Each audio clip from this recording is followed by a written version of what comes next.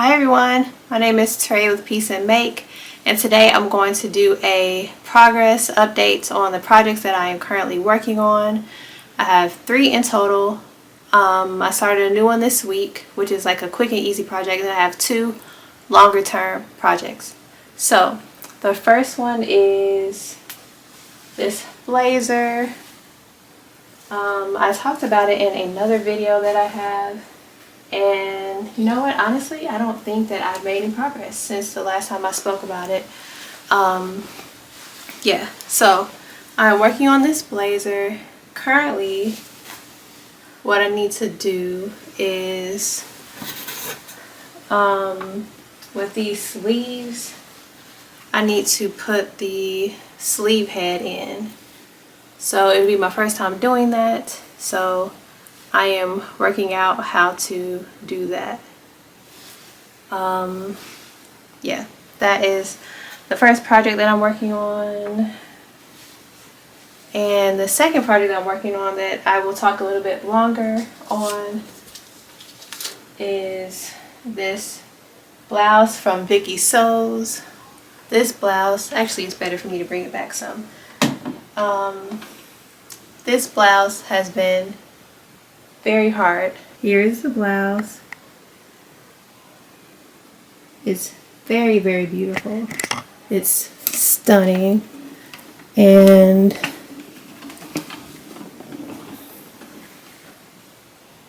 I'll tell you about my process on getting to this point. Okay, so this lovely blouse right here. Yeah, it has been a lot. So it's called the Mallory blouse from Vikki Sews, and with the blazer, let me show you that first. The blazer is Butterick 6862. So back to the blouse. I made this is my first Projector sewing project. So I bought the pattern. Actually, my friend gifted it to me as she called it a push gift when I had my baby. And it was kind of like my motivation to get back into sewing after being pregnant and going through that whole experience of, if you've had any kids, you know that it's a whole thing. But so yeah, I wanted to sew, and so she got that pattern for me. If I can remember, I will put a picture of what the final product is going to look like. But this has been, I thought it was going to be an easy project, but it has not been an easy project, like at all. So the first thing that I encountered is after learning how to use the projector and tracing it onto my pattern paper, which I use Swedish tracing paper for that. The biggest hurdle, it took me 2 months to figure out how to do the hem on this blouse. I'll show you another piece where you can see the hem a lot better. So yeah, there goes the hem, and it I got a sewing foot for it at first, a hammer foot, and that thing did not work on curves very well. So I was like, okay, let me figure out how to do it manually. So I looked at some videos on how to do it manually. Didn't work. Tried it again, and finally, after 2 months of just going back and forth and trying different methods, I learned a technique from Cornelius. I can't remember his last name, but he makes a lot of sewing videos and instructional videos, and he had a video on how to make a rolled hem on a curve, and that's what helped me to get to this point. So that was the first thing, and I was like, okay, I can do it. The next thing is the back of this. Actually, before I even began to make the hem, the back of this right here, the pattern piece was not the correct size, so I had to redo the neckband for this pattern, and it still is not it still is doing something weird right here. Like when I put it on my body, it puckers. Like 2 inches need to be taken off. So what I'm going to have to do next is to unpick this, cut it on the sides, and then reconnect it. And then with this right here, I'm going to make a pleat. One of my sewing friends, she helped me to think about that solution, because honestly I was about to trash this whole shirt and not even look at it ever again in life. But I had several people, including my husband, to tell me to not trash it because it looked really nice, which it does. But you know, you get really frustrated sometimes, and it's like, just forget it. I don't even want to look at it anymore. So with this part, this is the button placket. I think I almost finished putting it in.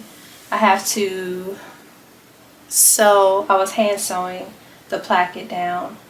You can do it by machine, but I just wanted to make sure that when I stitched in a ditch that I didn't miss the other side, that it would catch the other side.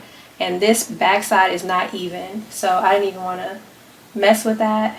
So yeah, I did it by hand, but I'm going to have to unpick the top, and then I'll finish the bottom. So the next thing I was thinking about what kind of buttons to put on, and I actually just dropped my buttons.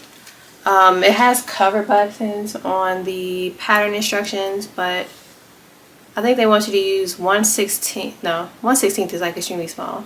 Anyways, this is a small little bitty button, and I couldn't find a cover button for that. I did find some in a bigger size on Waywack, but because this has just given me so much trouble, I don't feel like doing something extra anymore. So I'm just going to use these buttons right here. I think what's happening with my camera, it's not zooming in when it sees my eyes. So I'm going to cover my eyes and see if that helps.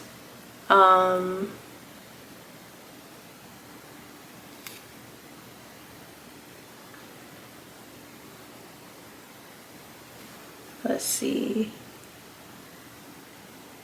Okay, there we go. So there are the buttons that I'm going to use for this. It's very easy. And I have 2 of them. I don't think I need 12. I don't think I need 10. I think I need just 6. But the other thing that was happening with this shirt, another reason I almost trashed it, is because when I first cut this out, basically I'm a few sizes smaller than what this is right here. I'm still postpartum, and so in a 2-month period I lost probably like 15 to 20 pounds. So this shirt does not even like fit me the same right now. So yeah, this shirt does not fit me the same right now, so it's actually going to be too big. But what I'm going to do is put a thin belt around it, and then I'll be able to style it, and it'll be like a pretty cute, like loose fitting blouse. The other thing I'm concerned about is that this V part is going to go too low for my comfort, so I'll probably just wear a cami up under it. But yeah, so that is the shirt that I'm working on.